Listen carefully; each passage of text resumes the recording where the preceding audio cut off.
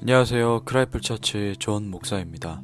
오늘 함께 나눌 말씀은 마태복음 7장 17절에서 20절까지의 말씀입니다. 이와 같이 좋은 나무마다 아름다운 열매를 맺고 못된 나무가 나쁜 열매를 맺나니 좋은 나무가 나쁜 열매를 맺을 수 없고 못된 나무가 아름다운 열매를 맺을 수 없느니라. 아름다운 열매를 맺지 아니하는 나무마다 찍혀 불에 던져지느니라. 이러므로 그들의 열매로 그들을 알리라. 아멘.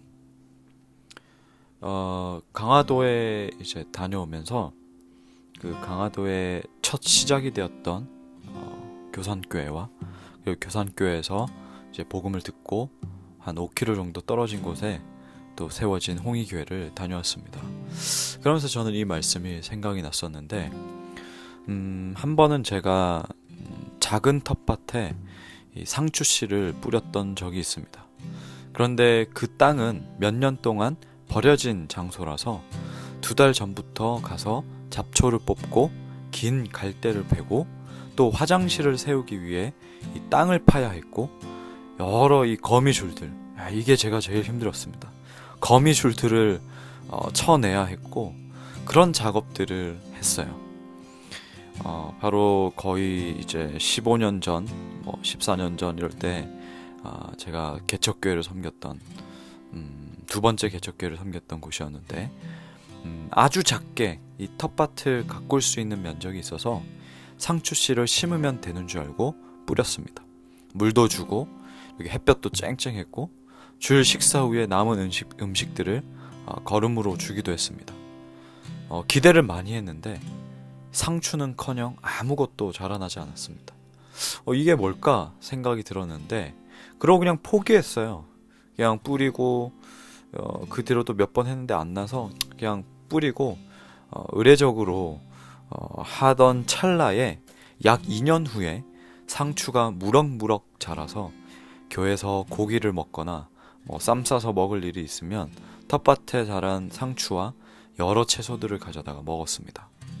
처음에는 물도 주고 이 정성을 들였는데 자라지 않는 것 때문에 실망하고 무엇이 잘못되었나 생각도 해보고 해봤자 안 되는 것이니 이렇게 포기도 해봤습니다.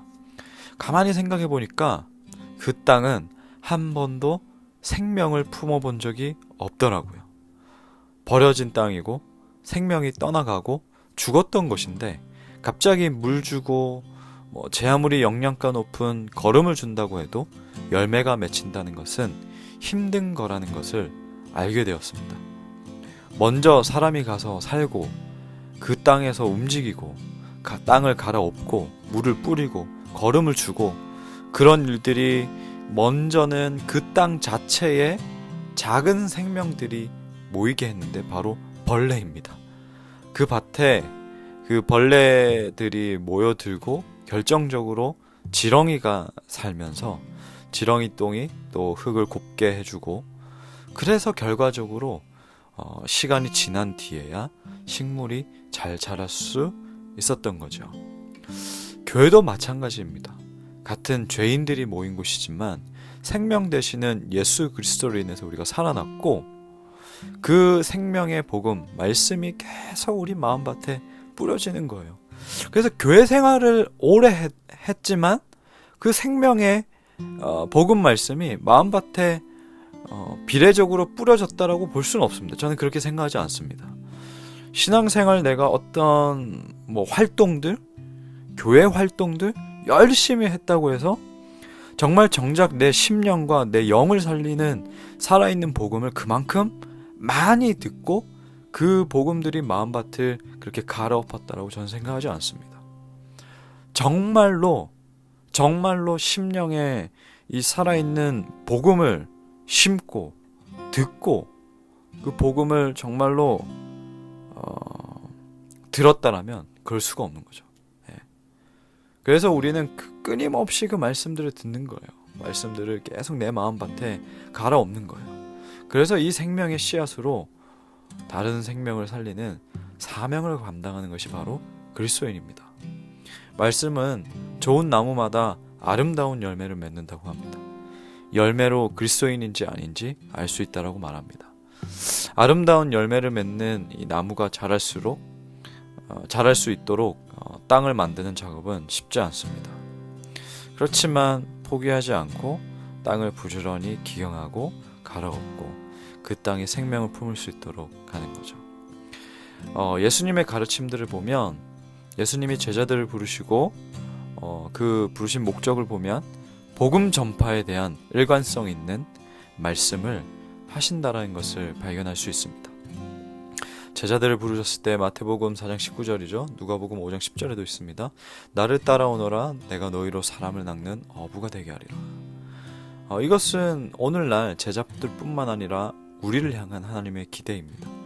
교회에서 말씀을 듣고 예배하고 기도하는 것도 너무나도 우리의 마음밭을 계속 갈아엎는 그런 행위지만 우리가 복음을 전하지 않는다면 예수님이 부르신 목적을 완전히 알지 못하는 거죠. 우리가 좋은 나무라면 좋은 열매가 맺히기 때문입니다. 우리가 복음 전파를 통해서 좋은 열매를 맺을 수 있습니다. 사실 전도에는 실패가 없습니다. 하나님께서 모든 과정을 사용하십니다. 우리가 실패라고 생각하는 이유는 우리가 복음을 전한 사람이 교회 다니지 않아서 당장 하나님을 믿지 않아서라고 생각해서 실패라고 여깁니다. 근데 제가 앞서 말씀드렸지만 그 밭이 상추를 틔울 수 있도록 상추가 자랄 수 있도록 그 밭도 2년이나 넘게 정성스럽게 기경을 해야 생명을 품는 것처럼 한 사람도 살아있는 사람이기 때문에 우리는 살아있는 존재이기 때문에 더더욱 그렇습니다. 계속 밭을 기경해야 돼요. 한 번만 전해서 실패했다고 실패가 아니고 계속해서 말씀을 심어야 한다는 겁니다. 마태복음 10장 19절에서 20절 그리고 마가복음 13장 11절에 이렇게 기록되어 있습니다. 무슨 말을 할까 염려하지 말라. 그때 너희에게 주시는 그 말을 하라. 말하는 이는 저희가 아니라 성령이시니라. 제대로 내가 할 수 있는 게 없어. 신앙 수준이 난 좀 낮은데 내 과거 좀 부끄러워. 트집 잡을까봐 무섭다 등등의 이유로 두려워하거나 창피를 당할까 좀 감출 때가 있습니다. 그러나 염려할 필요가 없는 이유는 성령께서 함께 하시기 때문입니다. 우리가 그래서 기도하는 거예요. 우리가 모여서 기도하고 개인 기도를 하고 이런 것들이 아무런 뭔가 움직임이 없는 것처럼 보이고 결과가 보이지 않는 것처럼 보이는데 기도하면 성령께서 그때에 일을 하신다는 겁니다. 우리가 말을 할 때에 우리가 전할 때에 우리가 사역할 때에 우리가 어떤 선교 사역에 있어서 결정을 할 때에 우리가 공동체에 있어서 어떤 일을 결정하고 나갈 때에 그때 성령께서 하신다는 거예요. 내 생각과 내 말이 아니라 성령이 주시는 마음이고 성령이 말하시는 것으로 사역을 진행할 수 있기 때문입니다.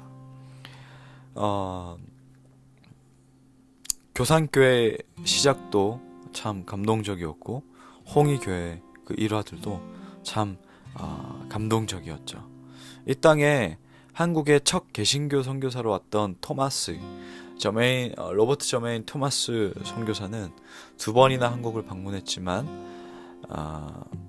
첫 방문 때 이 서해안에 와서 천주교 선교사로부터 한국어를 배웠고 또 성경책 몇 권을 나눴던 것이 전부입니다.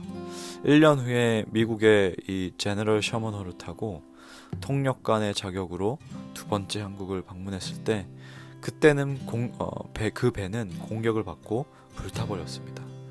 그리고 체포되고 주변에 구경꾼들이 모였는데 그들을 향해서 중국어 성경책을 계속 던졌습니다.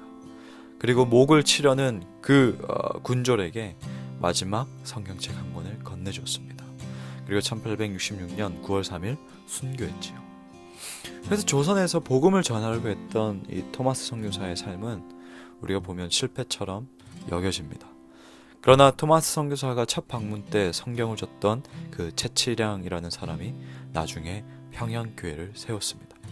2번째 방문 때 제너럴 셔먼호 근처에서 성경을 받은 홍신길이 서가교회를 세웠습니다.